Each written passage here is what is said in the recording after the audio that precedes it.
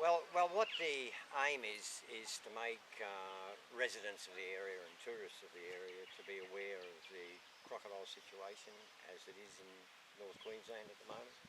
Look, we've had crocodiles in North Queensland for millions of years, and the government, for some reason or another, have taken it upon themselves now to remove all the crocodiles around, the Cairns River areas, and I, I think it's a bad move. We've actually had some residents slightly further north at Port Douglas and Weipa are even saying that they'd like to see this Croc plan rolled out up there as well. What do you think about that? Well, that would possibly be the beginning of the end of crocodiles in Queensland.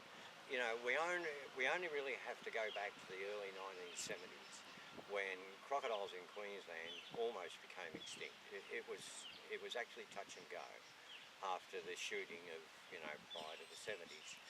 And crocodiles did make it back, but they actually didn't make it back in the numbers they were before, and I don't think they will ever come back to those sort of numbers.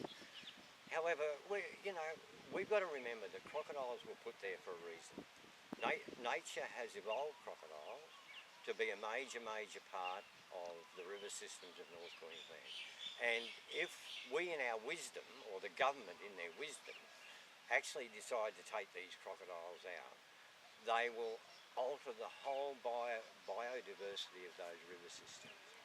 And not only that is it a risk to the survival of the crocodiles, but I think giving an impression to people that we're going to take all the crocodiles out of all the rivers around Cairns is a risky business, because people, particularly children, tend to become complacent, and they think, oh, all the crocodiles have gone from around Cairns now, we can go and swim in the rivers. I think it's an accident ready to happen. Why is it important to you to throw your support behind this local group in Cairns that are trying to fight for the crocs to stay?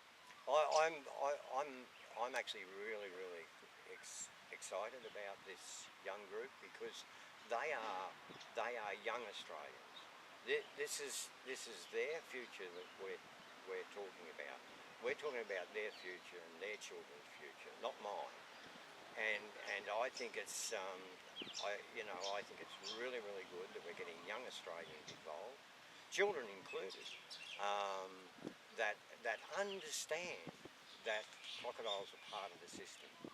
And let's face it, Queensland Parks and Wildlife Service over the years, who I have worked with and for over many years, have had a really good system where if we have a crocodile that's at a boat ramp or a beach or somewhere where it's a problem, okay, we move it.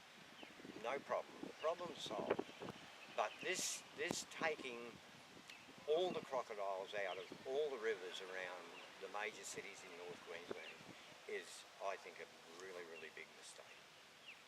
What's your message then to the state government? My message to the state government is to actually do some research for a change. This decision, this legislation, this policy that they brought forward hasn't got any science at all behind it. It's a knee-jerk reaction to a handful of people who think crocodiles are a risk to all the residents and all the tourists, and that isn't the case. Awesome. Anything else you'd like to add? Yeah. Look. I'd like to point out that not only do we have crocodiles in North Queensland, but we have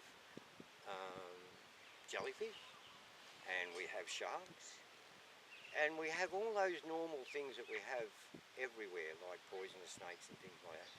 Do we now take all of those out of the environment as well? Let's get it in sort of the right perspective. How many people are maimed or killed by crocodiles each year in the Cairns region? Not even one. So let's sort of get it right.